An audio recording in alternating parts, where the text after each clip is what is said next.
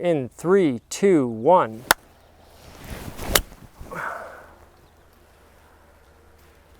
Not a good shot. And welcome back to Janky AF and my Janky life.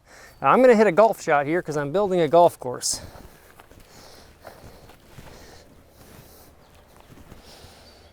A little downhill lie. Oh, stinger. Look at those little yellow finches scattered, isn't that pretty? All right, let's get back to business here. Welcome back to my Janky life. I was up at the rental property, $1 million view. I just mowed and it is incredibly gorgeous up here. So I thought I'd give you all a tour and show you what's going on up at the rental property. Here's my wonderful Club Cadet. This is an electric mower actually, and believe it or not, it does all this. There's another little yard down there, and it does great, and still has all the charge, more than halfway usually. I mow all these paths, I mow all the way back there. So anyways, that's a little janky-do-thanky. So today, you got a basketball hoop I gotta put up. You know, sort of a non sequitur episode, but I was up here and I've been wanting to do more episodes. I found a cat also lurking over here. That was sitting right on that El Camino. Of course, this El Camino and this Volvo both have to go eventually, storing them for a buddy who is compensating me, so I can't complain too much, but it's we're getting a little overdue now to get those out of here, because what I would like to do is have the extra space, especially because fall's gonna come before you know it. I can at least walk around in here now. There's a Fiat hood. Here is like my toilet collection, and I would like to be able to organize, move this around. There's some I-beams that need to go down to the other section. There's Edgar Martinez, happy almost induction Hall of Fame weekend. And as you can tell, here's a little pony that I got off as a road score. I wanted to turn that into a weather vane, maybe one day. I do actually have a lead on a free cupola for the top of a house. So, you know, part of the problem of being a janky is, like, you know, I'm building this golf hole right now. I'm going into the back 40 and mowing. We'll talk about the Buick in a second. And it's really fun. And I think I want to have some like janky tire golf where, because it's going to be impossible for me to make an actual real green, but I think I could make like tires and almost make it like frisbee golf where you chip into the tire. If you hit the tire, it's like 1 point. If you hit it in the tire, it's like 2 points. Something like that. Do I need to be doing that? Absolutely not. But it's a fun thing. The downstairs tenants have already been taking advantage of it. They say they think it's fun. So sometimes, you know, I like to, you know, like in the business world, if you like, promise low, deliver high. I feel like that's like the best possible business model you can have. Not that you're saying you're advertising it as being poor quality, although I guess some people would interpret janky that way. Look at all the beautiful colors too that here, I love the sort of juxtaposition between the high growing natural grass and the finely trimmed lawn. You can see that I get distracted very easily, and that's part of a problem of a janky too. But anyhow, so I want to make the property really nice. Like in 10 years, this will be just like, you know, paradise. We'll talk about this deck that I want to do down here in a bit and show you what's going on with this. But, you know, the garage has opened up a little bit. I just got the Jetta worked on. The green Aerostar is about to go into the shop. The Prius is back, obviously. If you've been paying attention to the series, you know that was a long time coming. So things are starting to move and work their way out. And just today, I finally got the, you know, cojones to come up here and try to start the Buick. Now, I just say cojones because it's not like I don't know how to hook up a battery. I'm not that mechanically novice, although I do think I hooked the terminal. I was worried because they kind of cross over here. And I was like, I just let them where they were. But I was like, uh-oh, what if like somehow these got crossed? I didn't want to cross the terminals, but I think we got them on right. And then, sure enough, this poor Buick is such a wonderful car. And it's just been sitting for far too long. I did a lot of videos on this Buick. I put a lot of time and money into this Buick. It's a wonderful car. I got my little dehumidifier cranking in here. And hopefully this starts up again. But the funny thing with this car is you can hear it come on. You need to, and I apologize for the poor lighting, you need to shift it into neutral, and then it'll start right up, but it won't start in park.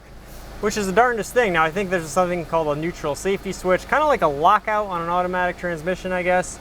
Obviously lucky it's not locked out because you can get it into neutral to start it, but the Buick's running, which is fantastic. So then I got to be careful not to leave it in neutral if it's on a hill, because I'm so used to just starting it in park, but it's not rolling anywhere. So, you know, it's dusty and it's just, you know, I'm worried that tires now have flat spots on them. But that 3800 V6, the legendary motor, is, you know, fired right up. You can tell the second time. The first time I had to crank a little bit, second time fired right up. So that's awesome. So now we just got to get all this crap out of the way. We can get it outside and then we can get it towed up to the shop. So after I got the Jetta done, the green Aerostar and the Buick, the brown Aerostar still needs an inspection. I'm getting all my inspections and all my registrations back up to date. Excuse me while I touch the lens there. And this is, you know, again, the consequence of being a janky. Things are just going so out of control that you get behind, then things start falling apart, and I'm trying to get everything in my life de-hoarded. So, you know, not just have cars lying in a barn that never get driven. And it's funny how quickly the slide can happen. So here we have the Prius back, and it's just a concerted effort, a little bit here and there.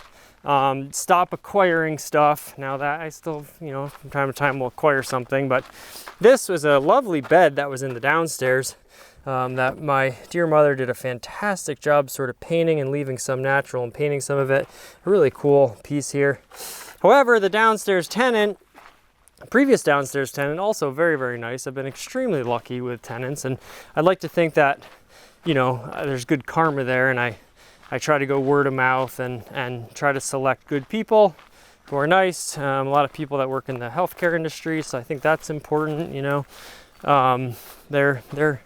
They're helping, you know, try to keep humanity chugging along. Anywho, so she wanted a larger bed because her husband was staying with her sometimes. And they travel a lot, blah, blah, blah. So I brought a queen size bed up here, and then this bed was just left over. So in the brown Aerostar right now that you've seen in other videos, there's the box spring and mattress, and it's a weird size. It's not quite a twin, it's not quite a queen. It's an old, like, whatever, middle of the road style. They don't even make it anymore. Beautiful piece, but now, so the mattresses finally made it back to, you know, Janky Town 3.0, and they're sitting in the Aerostar waiting to go back to the folks' house. Now I've got all the hardware and stuff here, the frames and whatnot, and I have these metal pieces somewhere that I have to bring down. Hopefully I can find those. Just these little metal, it's like a slip fit. Like it's like you actually just like pound them in there to make them fit. Let's shut this down for a second. I just don't want to put too much fumes into the air right now. So we'll go back into park, shut that off, but just so good to hear that run. Really, really nice to hear the Buick run again. And we'll, you know, have another third installment of the Buick is back again, because, you know, I unfortunately have not driven that car as much as I should have.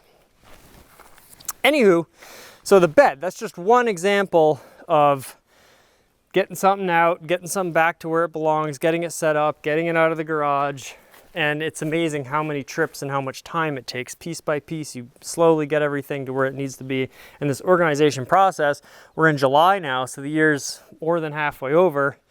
You know, I knew this would be at least a year-long process to like sort of de-hoard my life.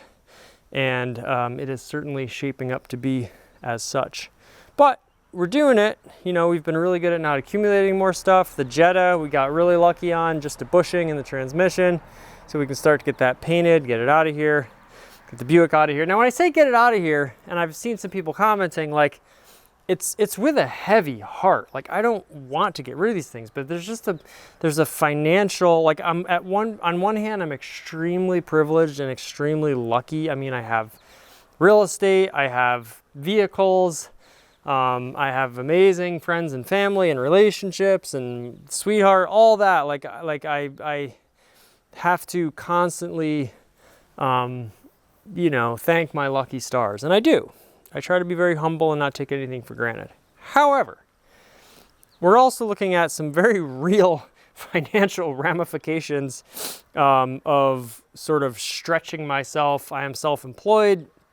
I was just talking to a mortgage guy the other day, like looking at refinancing options. Like, I've done everything in the complete jankiest way. When you're self-employed, you take a lot of deductions, which you're allowed to do because a lot of what you spend money on goes back into your business. The other house that we have is owner finance, which means we don't need to get approved for a mortgage by the bank. It's as long as the guy who's selling it wants to sell it to us and we make our mortgage payment, which is kind of how it should be in a way. Like, you know, it's like a handshake, and we know him, he knows us, so nobody wants to, you know, sort of let the other down. It's very hard in a bank size to borrow any money. I was talking, and they said, you know, they don't want me to borrow less than 80% of the home's value. It's like, why can't I take out less money? It would seem that that would be less risky, but there's so many fees and things associated with even doing the deal that at a certain point, all the fees it takes just to loan the money is more than the actual money you're loaning, so it doesn't make any sense to do it. So anywho, you know, a little crash course in economics there. The point is that I've done a broke YouTuber car series without getting too personal. Like, I have a lot of debts that, whatever profits I make, like I make money, I work really hard, and I've built up a good business in the trades, but a lot of that money just goes out the window, whether it's car repairs or, you know, I have a ton of overhead right now, and I am thrifty, I like to think, but you know, it takes just a little bit overdoing it. Like with all these cars I bought, trips I took to get cars usually, and then throwing, like with the Fiat, I got a credit card just to get a bunch of parts for it, because when I went up to work with Cousin Scott, I didn't want to be lacking any part, and I know that I was ordering it from Columbus, and they had to be there, so I just bought, like, you know, $1,000 worth of parts. Now, I think I used a couple of those parts. The rest are just sitting around because, you know, I could sell them, and I think I will sell some of them. Now it's nice to have extra parts. But anyhow, you know, you just spend money that you don't have because you're trying to level up to get to the next point. You're trying to leverage yourself into the next sphere. And, you know, without getting too philosophical, now we have a sizable debt and we're surviving day to day. It's nice, but it's tricky because especially when your debt goes into interest, a lot of these credit cards, 20, 30% interest, it feels like after everybody's been paid and you're paying interest on money that you already spent, it's like you get everything paid, you pay all your bills, you're not defaulting on anything, but then there's nothing left over to pay off that debt, and then the cycle just starts again, and it's like horrible. And that's what my janky life is about, is you know, getting back, staying janky, staying true to our values of being thrifty, but also I would say not having debt is actually like kind of a super janky value, because you're just like trying to buy more stuff with cash and trying to make things work and yada yada yada. I'm not articulating myself great right now, but I think you probably get the gist of it. I just wanted to show you the Buick and start it up and see how that went. So the Buick starting, we'll have that out of here probably next time. Just got to get rid of some of these toilets. Some of these toilets will come to the art show that we're doing, because we're going to put, I did this event called Tuxedos and Toilets one time, when it was like formal attire with toilet art. So that was a cool like little duality. And we put ice in the toilets and put Andre cheap champagne in the ice in the toilet. So I think that we'll do that again with a couple of those. And shout out to, you know, everybody who's out there. I was going to shout out to Ken. He's loaning me this compressor right here. And shout out to Kadesh. I was going to make the next episode feature some of her art. However, I am probably just release this one as it's more linear in the scope of time. And shout out to, you know, just everybody out there. I guess I feel like giving shout outs right now. So garage space definitely has cleared out. Now, I mean, the brown Aerostar and the green Aerostar are over here in the winter, and the Fiat. So we're in good position. The Fiat, oh, the poor Fiat, that always gets last on the list. I started taking a door card off of my donor Fiat. I started, you know, bits and pieces here and there. I'll get a little bit of time to sort of pick away at it and work on it.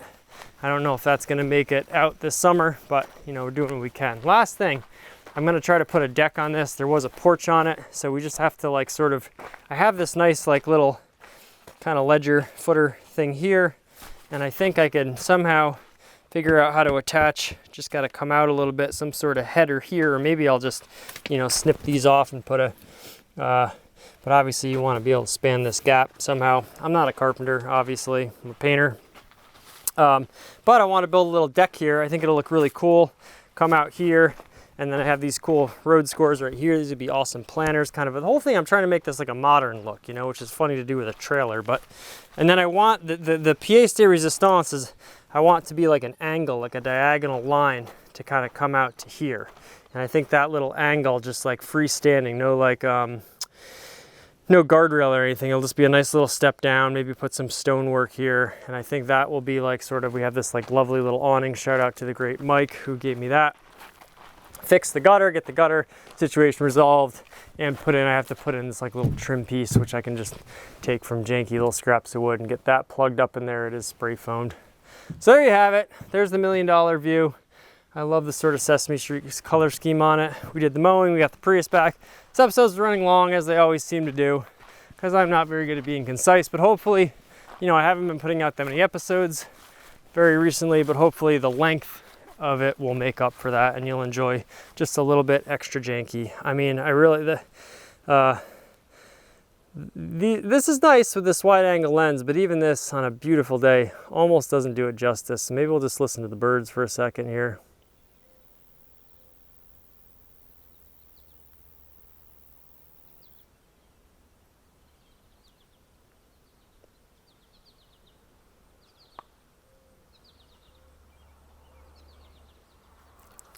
And appreciate all the blessings we have in life. I do have to hang up a sign. That's another thing I've just been meaning to do forever. And I really want to get a $1 million view sign up there to sort of like crown the property. But we'll do it. We'll get to it, you know? Everything in good time. Rome wasn't built in a day and all that. Okay, let's wrap up for real. This has been another episode of My Janky Life here on Janky AF. We appreciate you so much for watching. We've actually been losing subscribers because I haven't been posting that often, which is funny, but whatever. I do have to respond to comments. I really do want to respond to every single comment, at least till I hit 1,000 subscribers, which is kind of like a little bit of a backhanded compliment, but at some point it's going to be really hard to respond to every single one. But nice, luckily I haven't been posting that much lately, so I just have to catch up in my back catalog. Anywho, eventually we'll probably hit 1,000, which is going to be like a huge milestone for me. That's going to be really cool. I'm certainly not forcing the issue, and it's really not about the numbers for me. It's just about, like, you know, being able to share a little bit of my janky life, as it were. Okay, we really got to quit. I'll run on forever here. Thank you for watching, and we'll have another one for you soon. Until then, janky do thank you.